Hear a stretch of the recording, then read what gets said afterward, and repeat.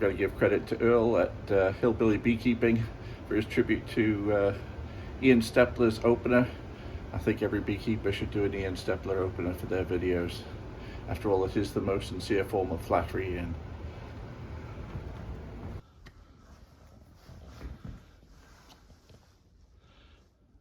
no puppies now. You're footloose and fancy free right now, aren't you, Daisy? Just enjoying life right now.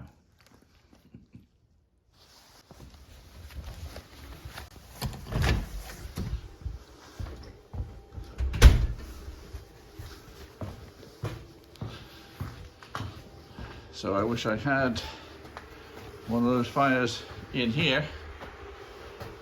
The cold and the old battery on my truck just don't get on with each other, and so I've got to charge up the battery, because mine is 15 and an old battery don't go together.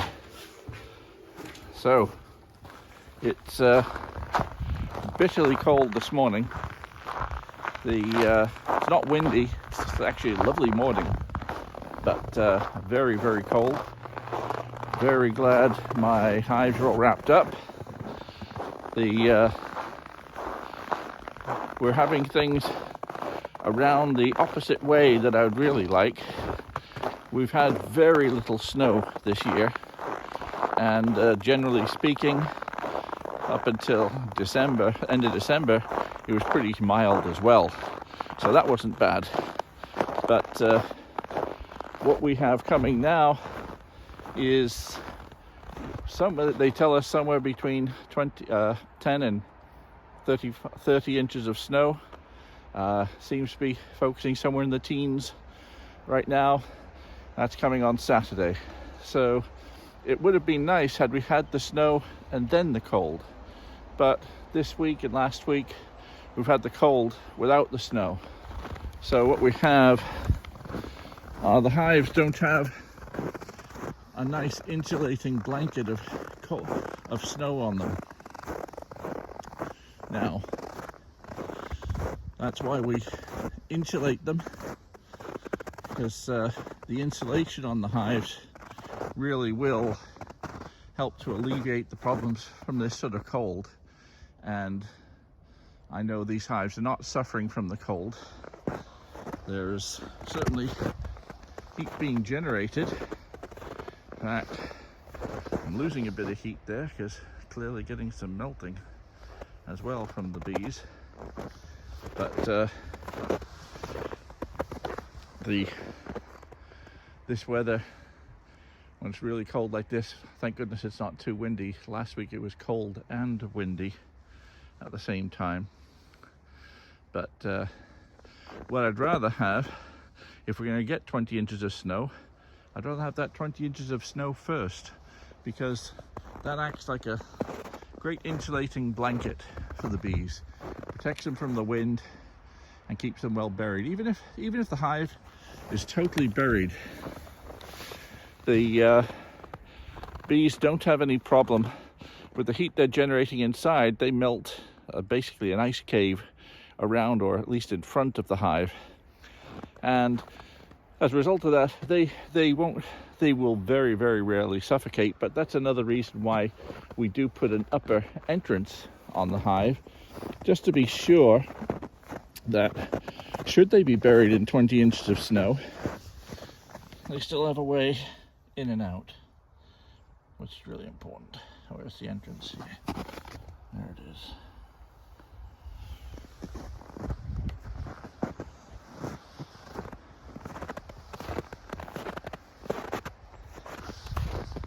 So bees have still been using that entrance at any rate. It's cold, but not too bad without the snow. Now, the interesting thing is that shortly after we get this, let's call it a 1.5 feet of snow, we're due to get days in the 40s as well, or let's say about 8 centigrade, thereabouts. So it's going to be a bit up and down, but having said that, I'll take any days in the 40s we can get right now, because once we do start getting those days in the 40s, they're going to start rearing brood. I think January we probably had very little brood rearing because it's been steadily cold. I don't think we've been above freezing by more than a degree for the last 3 weeks, 4 weeks. So we've had a nice chill down now. Now ready for some warmth to start coming. And whilst we very often get this break of weather sometime in January, 1st of February, first few days of February, that'll do for me. It looks like we'll have about 3 days in a row where we're nudging 40 Fahrenheit. And that's going to probably be just enough to get the ball rolling. And I'll be delighted with that. We'll get our brood starting to be reared. They won't rear much to start with unless they've got a big cluster. They'll start off a small cluster of brood, usually about softball size. They'll get that first bit of brood reared up to replace some of those bees that have died over the winter. That'll allow them to cover a little more honey, and when they're covering more honey, then they'll really start to go to town, providing we haven't got right back down to the teens in the daytime as well. So today we're going to get up to about a glorious 15 degrees Fahrenheit, which is still about minus 10, minus 12 centigrade. But then after that, and at night in single digits below freezing, but in a few days it's going to be warming up. And from that point on, when they're starting to rear brood, that's where you have to take a little bit more care in terms of deciding whether we have to feed, because once that brood is there, they're locked in position. That brood anchors the bees cluster to a certain point in the hive, because they will not leave that brood. And provided that cluster is big enough to reach honey stores in most directions, then there's usually no danger of starvation. The risk of starvation comes where in hives that have lots of honey, the risk of starvation comes where the cluster is not big enough to reach the honey when it's anchored to a certain part by the fact that they've started to rear brood. Now, generally speaking, these bees are not short of food at all. And I threw in a bit of extra on the top as well. So I'm not really worried about the bees starving yet. I'm worried about getting my truck started. So I've got to do a bit of shopping. But I really need a car dealer to give me a new truck. Well, give me a good break on a new truck anyway. This one's getting a bit old. So I am going to be keeping my fingers crossed with the cold, hoping that everything works out fine. I'm sure it will. I'm starting to get things ready for the spring now, with delivery of my first pallet of nuke boxes. So I've got 275 nuke boxes, 2 grand's worth of nuke boxes there, and that should, with the ones I've got left over and the ones that people return, should more than do for my requirements for the spring, unless sales are really, really good.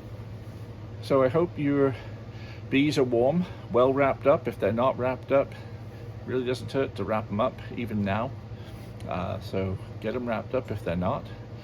Don't worry too much about food yet. If you are at all concerned about food, heft the hive, feel the weight of the hive, and that'll tell you whether or not they're getting low. If they're still heavy, you can usually work on the assumption that the bees have good access to that honey. That's the only thing that might go wrong if they've got plenty of honey in there food-wise. But generally speaking, they should be okay. If you fed them well in the fall, you usually don't need to feed at all in the spring. The feeding I'll be doing in the spring will be to boost brood production by giving them pollen patties. But you should only do that if you really know what you're doing. You've got to make sure that they've got plenty of sugar or honey in the hive in order to be safe to boost them with pollen patties. And I don't usually do that until March. So I'll be looking at the hives, watching the weather, hoping for more days in the 40s. The days in the 40s means the cluster can get bigger and warmer and they start rearing brood.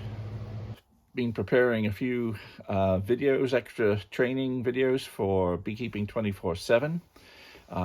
We're getting a few people joining us now, and it's a great mentoring opportunity for those of you that don't have a mentor or could do with a bit of help, bit of guidance, do with a training course, that sort of thing.